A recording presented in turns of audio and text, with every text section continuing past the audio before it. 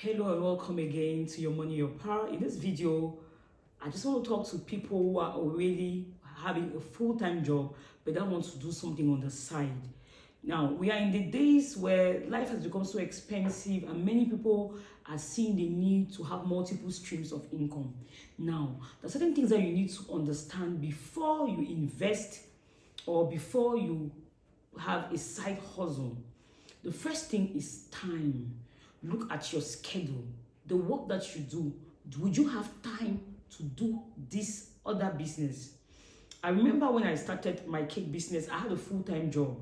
So I would go to work, close at 4:30, come home, start baking, finish baking at 2 a.m., go to sleep, wake up 7 and go back to work. It was not easy.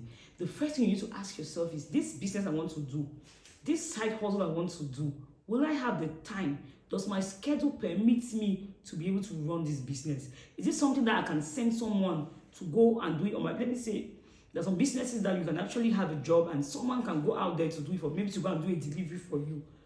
So you need to ask yourself that question, do I have the time? And the second point is the risk. You see, every business is risky, but it's increasingly risky when someone has to do it for you. I had a conversation with somebody who had a restaurant, and she had a full-time job and then she had a restaurant on the side. And she told me that every time she would close from work, she would come to her restaurant and her workers would tell her, Madam, on a rien vendu. In English, it means we sold nothing. And then one day, she just bashed into the restaurant. They were not expecting her. And what did she discover? She discovered that her workers will come to work, buy their own food, cook their food, sell their food, and then only start selling her own food when they have finished selling theirs. And then at the end of the month, she has to go and look for money elsewhere to come and pay them. So the girls are making profit. She's paying rent, she's paying taxes, she's paying bills, but they come to work, they cook their own food first, and then when they have sold, then they'll start selling hers. And every time she will come, oh madam, on a rien vendu, and food is left there. You need to ask yourself, what's the risk involved in this business? Can I manage this risk? Because there's some businesses that are really high risk. Another person that told me a story was someone who told me that, okay, he's doing a piggery, and his workers, whenever the pigs have piglets, his workers steal the piglets, and then they tell him that the pig ate, because I hear that pigs eat their kids, their children, or their piglets, when they are hungry. So the pig will have, the piglets, and then they will steal them and tell their boss that, oh, the pig ate all the children. And then the worker now went and opened his own piggery from his bosses. And when the boss brings feed for his pigs, he takes and goes and feeds his own pigs in his piggery. Business is risky. Before you enter into a business, you need to ask yourself, can I control the risk of this business? So now that these 2 points have been established, let's go to what are the side hustles that are easy for people who already have full-time jobs. Now, the first one is to invest in shares and government bonds. Now, when a company wants to increase its capital, they permit the public to buy what we call shares. So, by here like this, there are people who have shares in MTN, people have shares in UBA. So one of the ways that you can do a side something that will not require too much involvement, that will not give you headache, is by investing in the stock exchange market. But the thing you need to understand about investing in the stock exchange market is this. You need to make sure that you study the company that you're investing your money in, because it's a business. You need to be sure that the company is not one that is liable to fall, to close up, because if the company falls into trouble, financial issues, you lose your money. So that's one thing you can do. You can buy shares and invest in them.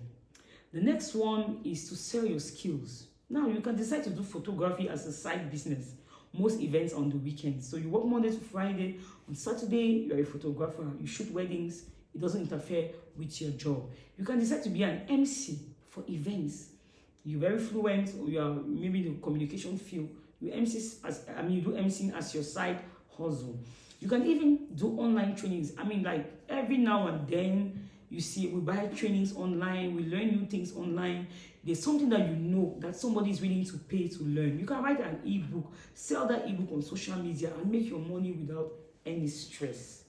Now, The next thing you can do is to look for a remote job or an online job. Many people have this kind of jobs where they work from home, and the advantage with those jobs is that you're not limited by distance or by geography. So you can be in Cameroon and then you have an online job in America. You know, I mean, they say we should sleep 8 hours, and then you go to work for 8 hours. You have an additional 8 hours that you're doing nothing. You're neither working nor sleeping. You can find 2 hours in that extra 8 hours to have a side hustle that can give you some money. The next one is to get fixed deposits. You see, many of us have savings accounts, but you know the interest on a savings account is so low that sometimes it's not even significant. But if you can put your money inside a fixed deposit, it's better because a fixed deposit has a higher interest. That's an easy way of making some extra income without having any headaches. So you just put your money there, fixed deposit. You're not allowed to touch the money for an agreed period of time. Then you have a higher interest. And finally, if you have the means, you should invest in real estate. Real estate is one of the surest businesses. If either you can do land banking, where you just buy land, you in some remote places, you keep the land for some years and then you resell them when people have started living around that area. You can be in real estate development where you build houses, you can build apartments. Now you are in the generation of apartment meublés, Airbnb, people are making money from it. Real estate is one of those businesses that hardly would, depreciate. It's forever an asset. It will never be a liability. So these are, I think, 5 or 6 ideas for somebody who has a full-time job but that's looking for a way to make some extra money. In one of my videos, I spoke about the danger of having active income. If you have only active income, meaning what? Meaning that you have to go and work to make money. It's very dangerous. It's dangerous because something happens to you, you fall sick, you can't go to work, all your sources of income, they stop. You die, no money is coming in, your children begin to suffer. Another thing that you can invest in is transportation business. Yes, I've heard many people say that transportation business is not very, very good because you buy a car, you give it to a driver, every day the driver will tell you, oh, the car is bad, oh, this, oh, the police stopped me, oh, and they will give you complaints every day. But I think that if you can find yourself a reliable driver, you can survive in the transportation business. Recently, I met someone who does see and go business. This is what he does.